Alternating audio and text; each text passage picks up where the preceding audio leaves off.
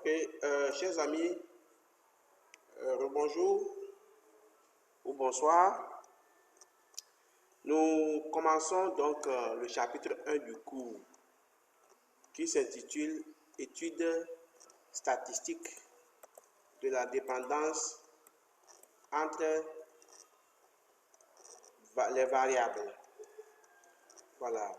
Et pour cette première séance, l'objectif d'abord c'est de vous introduire ça a été déjà introduit dans la première vidéo, d'introduire le chapitre 1 et d'exposer les techniques de détection des liens entre deux variables quantitatives. Donc, je rappelle qu'en statistique, nous avons deux types de variables. On a les variables quantitatives et les variables qualitatives. Les variables quantitatives et les variables qualitatives. Alors, dans ce cours, nous allons en parler. Donc, c'est important de revoir vos cours de statistiques descriptives pour ceux qui ont oublié. Donc, en introduction à ce cours, qu'est-ce que nous pourrions dire? Il est dit ici que le chapitre s'intéresse à l'analyse multidimensionnelle des données. Mais multidimensionnel ici employé, c'est trop fort. En fait, quand on parle de multidimension, c'est qu'on a plusieurs éléments, on a plusieurs variables. On en a au moins 2, 3, 4, 5, voilà 10, une dizaine de variables. C'est là où on parlera de multidimension. On est à plusieurs dimensions. Par exemple, pour vous des économistes ou des gestionnaires, vous avez les données sur le PIB, vous avez des données sur le taux de croissance, vous avez des données sur l'investissement, vous avez des données sur l'épargne, vous avez des données sur la consommation. Voilà, comment faire une analyse globalisante sur toutes ces variables-là. C'est là où on parle d'analyse multidimensionnelle. Alors, dans notre cours, nous allons se limiter à deux. Vous aurez un cours plus tard qu'on appelle économétrie qui vous permettra de faire des analyses sur au moins 3, 4, 5, 6 variables en utilisant des logiciels appropriés. Voilà. Donc, l'objectif de ce cours, c'est de chercher à détecter des liaisons entre des variables. Par exemple, pourriez-vous nous dire ou bien affirmer que la quantité de la récolte d'un paysan est fonction de la quantité d'engrais qu'il a pu acquérir et utiliser dans les champs? Est-ce qu'on peut se poser une telle question? Est-ce qu'il est possible de se dire que la série du bac d'un individu dépend de son sexe?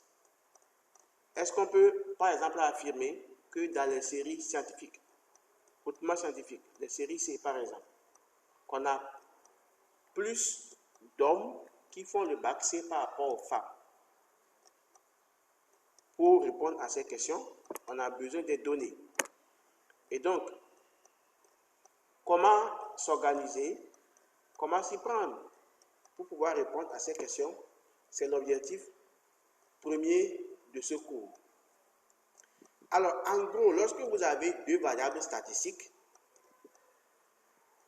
il peut se poser deux situations. La première situation, c'est que vos analyses vous ont montré que ces variables n'ont aucun lien.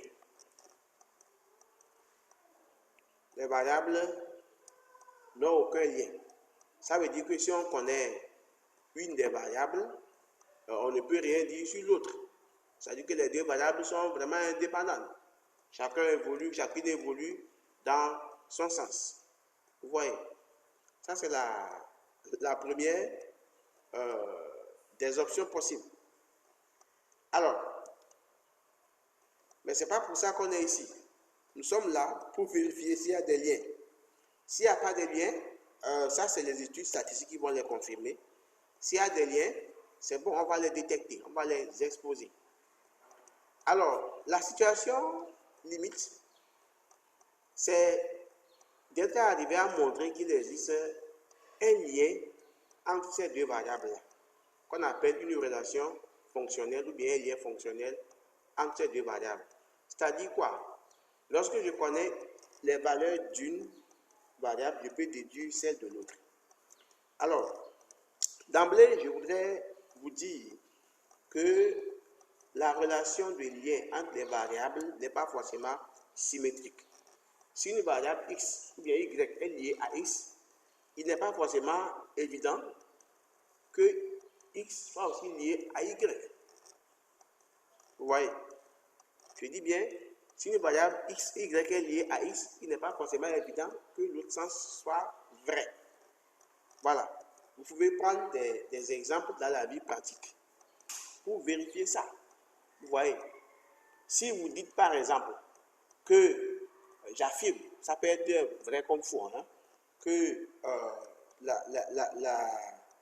le niveau d'éducation des enfants, le niveau d'éducation des enfants dépend du niveau des parents. C'est une affirmation qui peut être gratuite, qui peut être fausse. Là, j'ai deux variables. Ma première variable, c'est le niveau du parent. Et la deuxième variable, c'est le niveau des enfants, ou bien de l'enfant. Est-ce que vous pourriez maintenant affirmer le contraire pour dire que le niveau d'éducation des parents pourrait dépendre du niveau d'éducation des enfants? Vous voyez que ça n'a pas de sens. Voilà. Mais il y en a qui marchent dans les deux sens. Donc, ne soyez pas là à penser que lorsqu'une variable y dépend de x, alors forcément x doit dépendre de y. Non. Le lien peut être dans un seul sens, et généralement c'est le cas. Généralement c'est uniquement dans un seul sens. Il y a des cas rares pour lesquels on a donc deux sens, les deux sens qui marchent. Alors, par définition ici, pour pouvoir apprécier la notion de lien entre les variables, on parle souvent de la corrélation. Donc la corrélation c'est quoi? Je vais vous lire ça. C'est la définition qui est là.